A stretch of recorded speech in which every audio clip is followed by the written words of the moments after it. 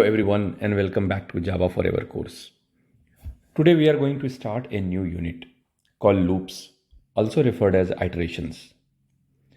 In this one we will learn about different type of iterations possible, their syntaxes, and we'll take a look at some of the examples. We'll also look how to convert one type to another type, and I will ask you to solve multiple questions to practice, because this is the only way you will be able to master this skill. The whole idea of iteration is relatively simple. The syntax is also very simple. Is that how do you identify the scenario and where do you apply it are the keys. In real life, we are required to repeat some of the tasks multiple times. For example, your mom says, go and play outside till it's dark, right? If you pay attention and notice that playing outside is an action. And how long you want to play? Till it is dark, till sun sets. That's a condition. Now, basically, your mom said, play, play, play. And every time you are playing, maybe every minute, you check if it is sunset or not. And then you ask yourself, sunset, yes or no? And answer is no. Then continue to play. And then finally, at some point of time, answer becomes yes. And at that point of time, you stop playing and you come back home. That's an iteration. That's a loop. You're repeating a set of tasks multiple times. It depends on how many times. In some cases, you may be asked to repeat exactly five times. For example, in your community or in your neighborhood, you have 5 friends. You're going to go and check in everyone's door, knock everyone's door and ask, hey, can we come and play outside? You are going to repeat the task of knocking on the door exactly 5 times because you have 5 friends. And that's another iteration. But in this case, you know that you have to do 5 times. In other words, you're saying knock, knock. And in your head, you're keeping a counter 1. Then you're saying knock, knock, counter is 2. Knock, knock, counter is 3. Knock, knock, counter is 4. Knock, knock, counter is 5. And every time we also know that is this one less than 5 or equal to 5? And answer is yes. Keep doing it. Same thing here. Less than equal to 5. Answer is yes. Go to the next house. Less than equal to 5. Answer is yes. Go to the next. Answer is yes. Go to the next. Answer is yes, go to the next house.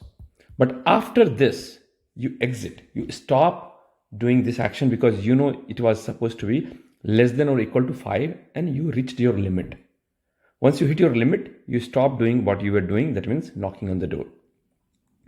Now, if you notice, there are 2 types of situations I talked about. One situation in which you know how many times you are going to do upfront in the beginning itself. In another condition, you don't know, and number of times you will do the task depends on a condition.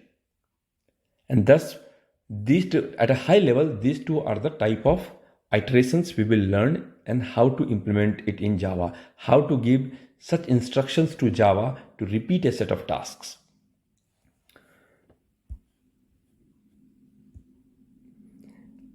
Here, I have written that a loop or iteration, both are interchangeable word, are of 2 types, right? One is finite loop, in which we know number of iterations upfront. In this case, or we know based on a condition, either of these.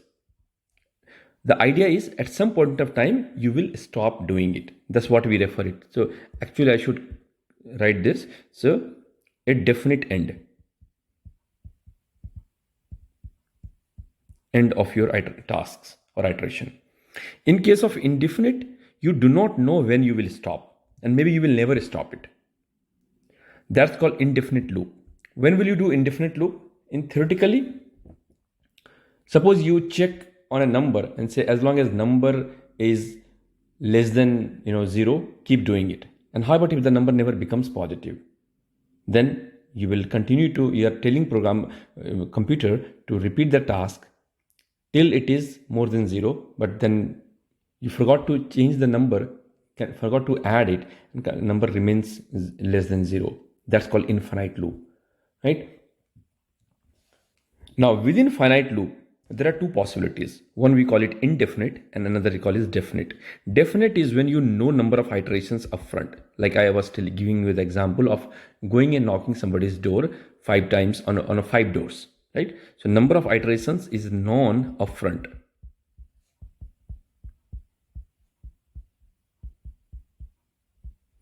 In this case, is completely driven by a condition. If condition is false, then you will stop doing it. If condition is true, continue to do that. For example, play until it is dark, right? That's a condition. In the example below here, that is what I have shown here, that when both the type of loops is similar. The difference here is when I draw a flowchart like this, that you can remember earlier we say that there is a condition here, and condition can be true or condition can be false. Or my bad, right? Condition can be false. If it is true, if you hit the end, then you will exit. If not, you do some task and go back and then check the condition again come and again do. It's like, is it dark yet? Answer is no, play. Go back, is it dark yet? No, play again. And keep doing, and once answer is it dark? Answer is yes, get out of the loop, right? Similarly, when we check here in case, but the example I gave you was for the definite loop actually. In the case of definite loop, you will keep checking, is this equal to 5 or not? Is it equal to 5 or not? Because you know you're going to do it 5 times. Okay. But the logic is very similar in case of indefinite. In the case of indefinite, I'll give you an example where we said that is it dark yet? And answer is no.